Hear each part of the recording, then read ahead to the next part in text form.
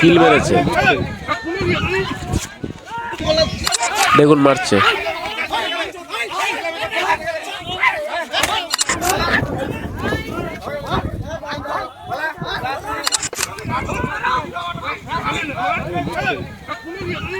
দেখুন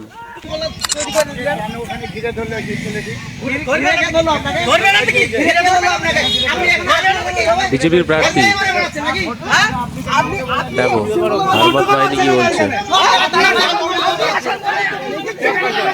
ঢুকতে দেবে না তাকে, দেখেছেন? দেখুন ভালো করে দেখুন ঘটনাটা কি ঘটছে। কেন আপনি দাঁড়িয়েছেন এখানে?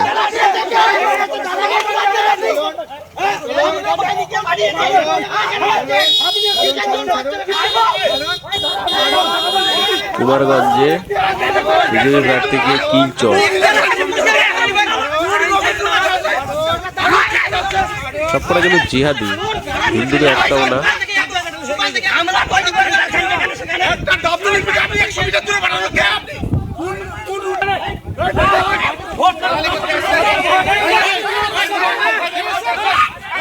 ওই দেখুন মারছে,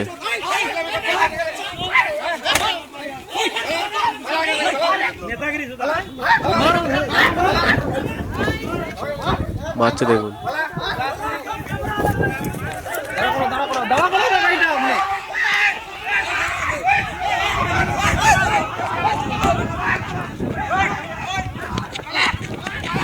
এই একটা জিহাদি,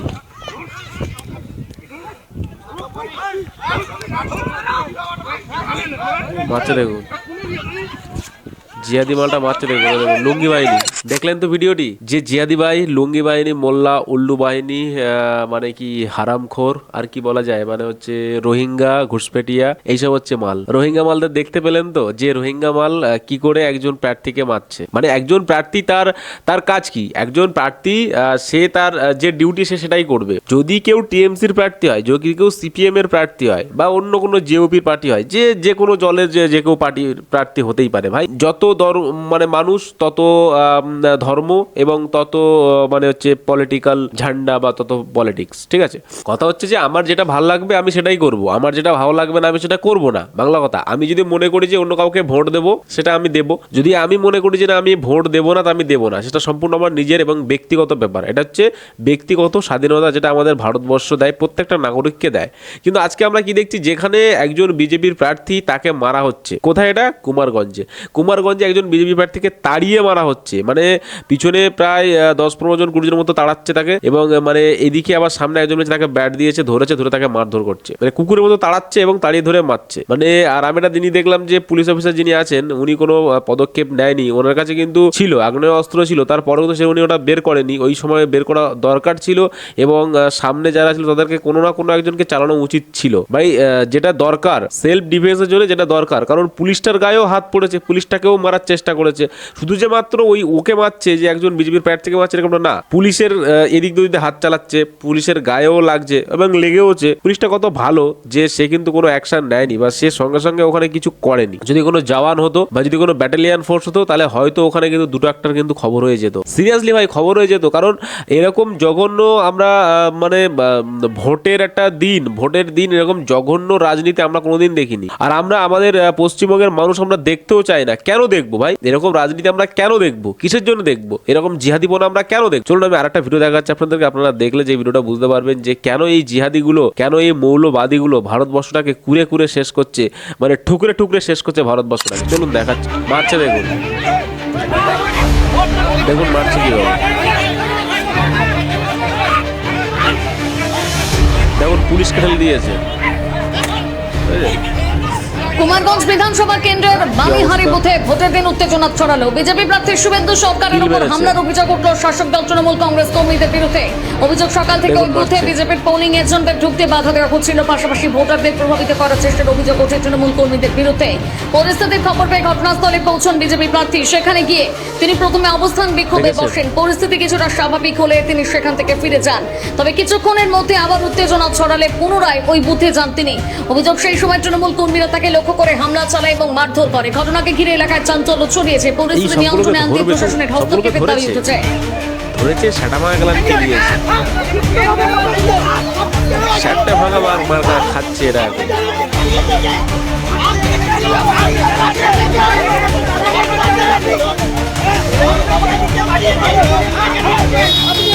দেখেছেন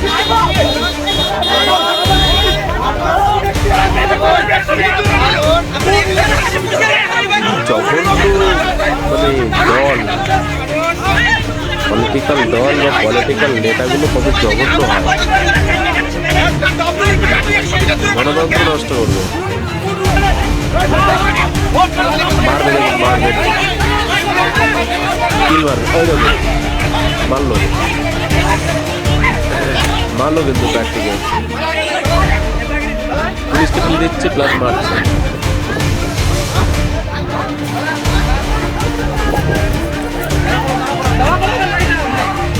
লাস্টে পালিয়ে যাচ্ছে, সামনে যাবে সেখানেও মার খাবে। এই যে এই জিয়াদি ভাই ধরেছে, ভাই জিয়াদি মোল্লা ভাই।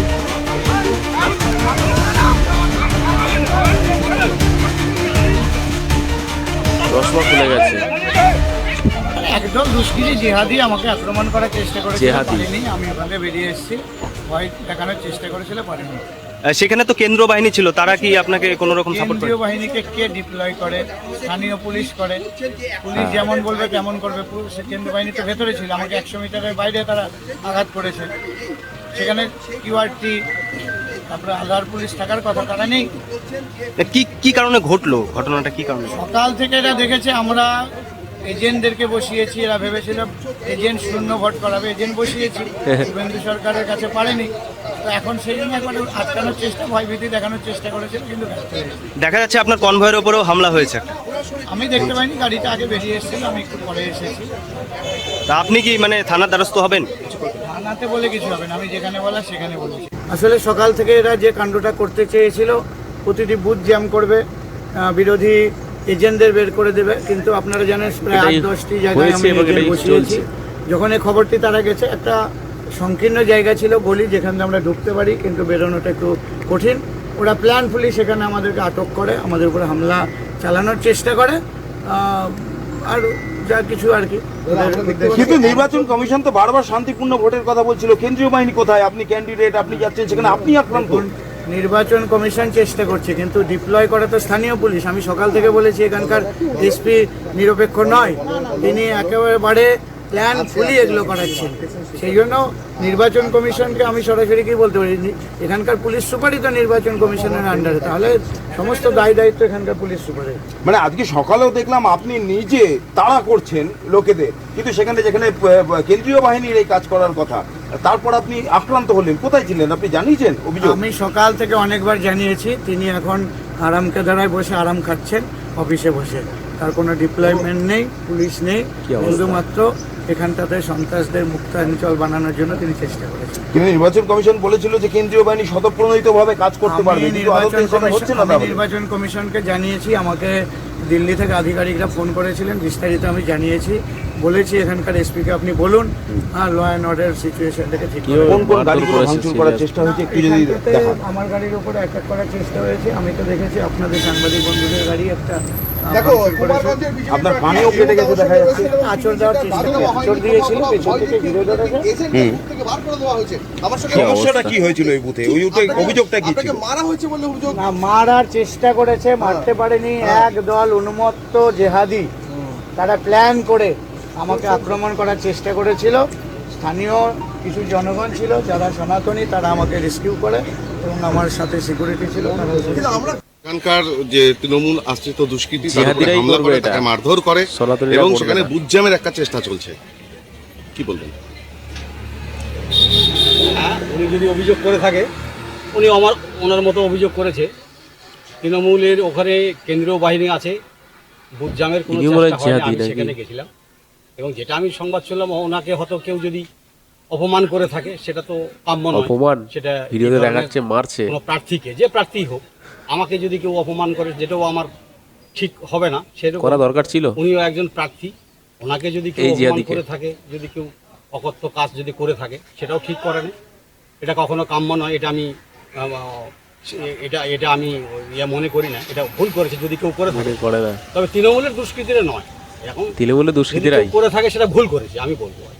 এবং এই বিষয়ে নিয়ে কি বললে তৃণমূল থেকে দুষ্কৃতিটা কোনো তদন্ত করবেন যে সত্যি আপনাদের কোনো হ্যাঁ, অবশ্যই অবশ্যই করবো। আমি তো সেখানে গেছিলাম, অবশ্যই সেখানে অনেক পুলিশ গেছে, এখন অনেক পুলিশ গেছে, পুলিশের মতো তদন্ত করতেছে। আমি চাই যদি কোনো প্রার্থীকে কেউ অপমান করে থাকে তাহলে দোষীর সাজা অবশ্যই হবে, এটা আমি মনে করি। একদিকে যেরকম আপনার ওখানে প্রার্থীর উপরে হামলা হয়েছে, সংবাদ মাধ্যমের উপরেও হামলা হয়েছে, কি বলবেন? সংবাদ মাধ্যমের উপর হামলা হয়েছে। সংবাদ বাপরে। মাধ্যমের খবরটা আমি শুনিনি, যদি কেউ করে থাকে এটা ভুল করেছে, এটা তো ঠিক নয়। সংবাদ মাধ্যম তো নিরপেক্ষ জিনিস, সংবাদ করবি। যাই হোক, যদি কেউ করে থাকে তারা ভুল করেছে। যে বিজেপি প্রার্থী আছে তার উপরে হামলার অভিযোগ রয়েছে, কি বলবেন তৃণমূল? দেখুন, আমরা খবর পেয়েছি এবং আমরা ভিজুয়ালসও পেয়েছি। আমি এটুকু শুধু বলছি যে বিজেপির সরকার তৈরি হচ্ছে, যারা মেরেছে বা আমাদের প্রার্থীকে বাধা দেওয়ার চেষ্টা করেছে তাদের ছবি স্পষ্ট দেখা যাচ্ছে ভিডিওতে। পুলিশ তো অ্যারেস্ট করবে কি করবে না তাদের ব্যাপার। আমি পুলিশকে বলেছি, পুলিশ যদি অ্যারেস্ট না করে আমরা আমাদের মতো করে বুঝে নেব। আর বিজেপির সরকার হওয়ার পর ওদের কত ধানে কত চাল আর কত মস্তানি মারতে পারে আমি দেখবো, পার্সোনালি আমি দেখবো যে এদের কত মস্তানি মারার দম আছে, কত মস্তানি মারার ক্ষমতা।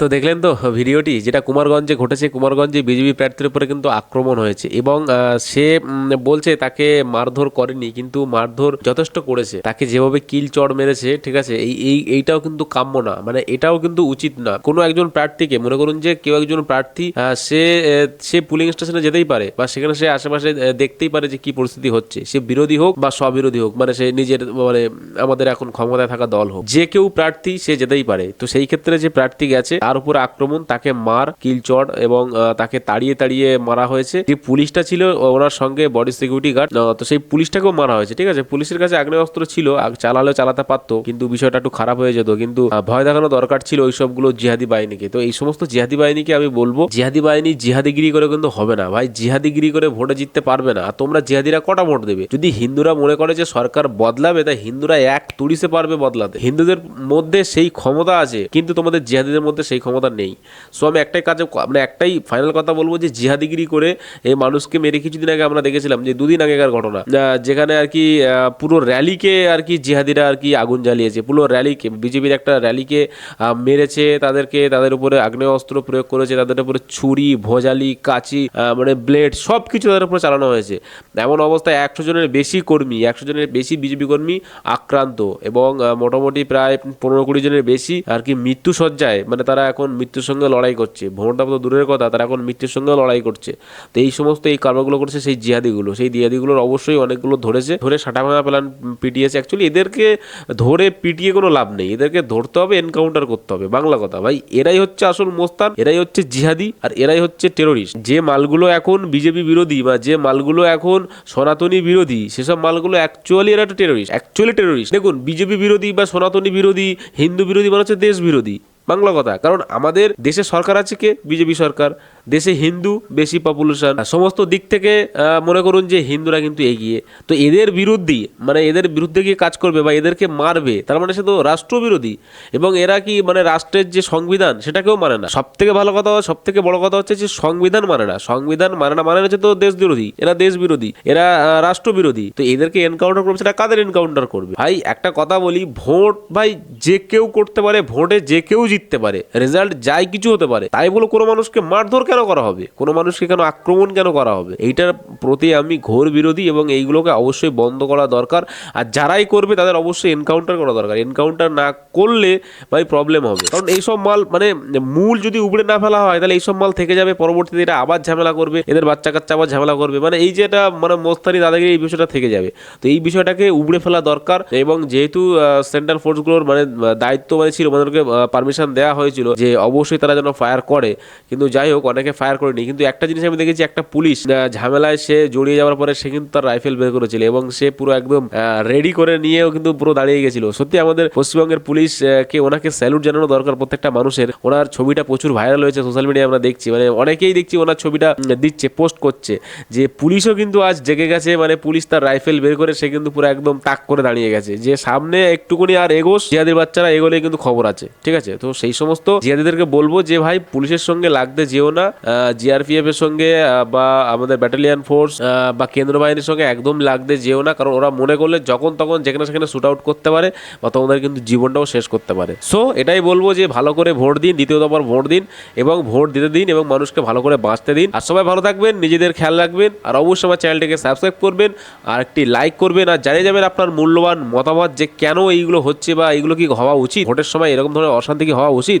অবশ্যই কিন্তু আপনারা কমেন্ট করে জানাবেন। বাংলা থাকলে বাংলাকে ভালোবাসবেন আর মন থেকে বলে যাবেন ভারত মাতা কি জয়।